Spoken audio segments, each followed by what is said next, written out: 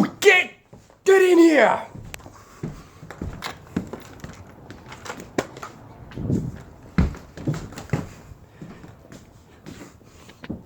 You want to die? Come on, man. You want to die? I got the jumper down, right? I did the job. Listen, I don't want to walk with you. Are you crazy? Well, what do you want to hear, man? What do you want to hear?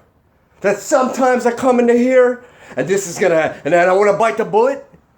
I got him down. No, do you want to die? No, don't. Put it in the mouth. Put it in your mouth. You want to die? Don't nibble on it. Don't tempt me, man. Okay? Don't tempt me. No, put it in the mouth because so it's gonna take. Make sure. You know what? Actually, I got a special bullet. I made sure to make sure that I fucking. It's a hollow point to do the job right. To make sure.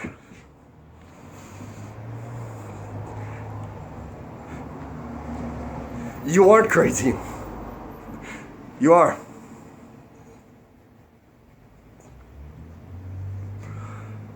I'm getting hungry. I'm gonna go get something to eat.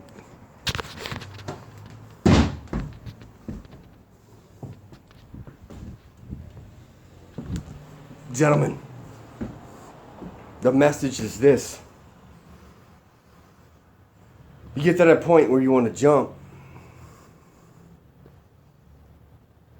There ain't no going back. Okay? Where you are in your life, my brothers and sisters,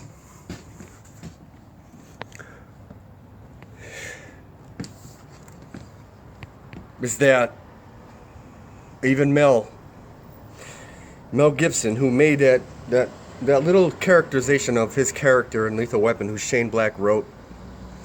If you look into it, Mel Gibson is the same guy who made The Passion of the Christ.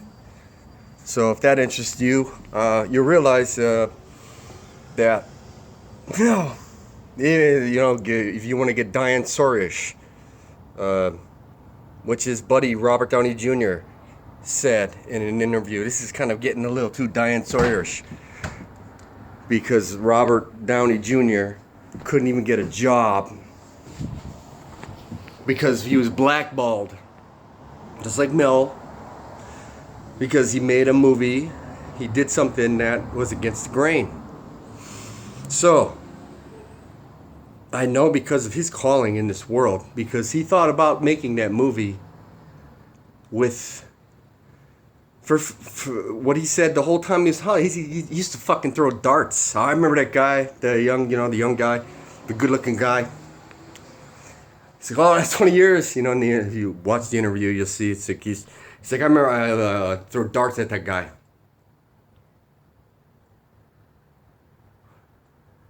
He said he was the pinnacle of secular utopia.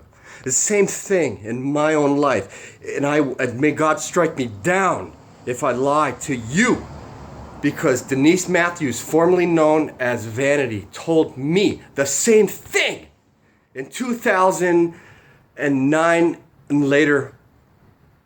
When Jesus came, I just remember seeing her in The Last Dragon growing up as a little kid in the 80s. Yeah, I mean, you'd have to be a nut not to fall in love with her. I didn't have a mother. I was on the street by 16 in New York. Yet 20 years later, I'm actually on the phone with a lady, formerly known as Vanity. Her birth name was Denise Matthews. Her testimony and her talking to me over the phone, that it was the same thing. So if you're not gonna, everybody gets a wake-up call. We all do. It doesn't matter who you are and where you are. God loves you, and Jesus will. There was a woman that was a Muslim, and I say this probably to people that never even heard of his name. And I remember reading a story. I recommend that you go to Arthur Blessed, his story about carrying the cross around. But a lady that spent her whole life under those religious circumstances, and one day, because it was forbidden, she's at the collapse, the foundation, everything just, it's all washed away. Just probably y'all out there that, I don't know, you take somebody else's life in the name of God and the country and honor. I understand. But she was ready to take her life, and she called out a name. Wasn't God. Said, "Oh, Jesus, help me." I can't imagine the boundaries in this woman's life, because there's a lot of problems, and it's been happening since beginning of time, but it's always gonna politics, all of it, and we get to live nice and comfortable. I got the cell phone. I don't even deserve anything I have. That's why I'm here. See, because I want to hang on, because once you take that dive over that bridge, that's final. And I remember Denise Matthews says, "You think this is bad?" Because I couldn't believe it. I actually got a call from her. I was homeless, and I'm sitting on them writing like a laptop, but not like that. Like, I had a crappy one, and I was sitting outside of Starbucks, Marina Del Rey, on Lincoln Boulevard. So if y'all know it, you know where it is. And that's when I had to plug in, because the only place to charge your phone. And that night she says, "Let me call you, sweetie." First time I talked to her, I didn't do much talking, because, she said, "Well, you think this is bad? Let me tell you, okay? You wanna sell? And she was sold. She says, "You wanna sell? You sell, you'd be sold out on him, because you think this is bad? Hell is 1,000,000,000 times worth." So that ain't a joke. That's a real person. Denise Matthews. I didn't even know that she passed away. I was up here in the Bay at the time. Didn't talk to her for years. Just, minor via correspondence through email, or just, it's the point is just that that's not even the point of it. It's just because it has nothing to do with me. It's just that the point is like, it's even explained in the book.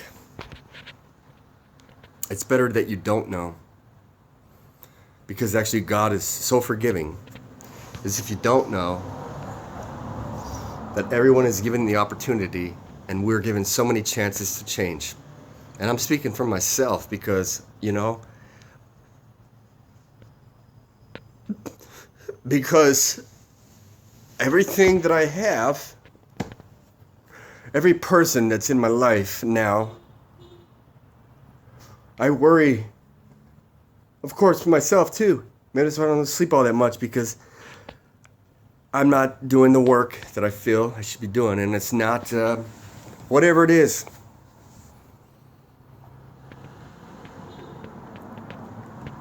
I guess we can kick our own asses, and that's what I have done most of my life. So I don't care if you're doing things in his name, not by this world, because it will say very clearly, everything is stated. I'm sorry, excuse me about that. Everything is stated. I didn't even want to read the Bible.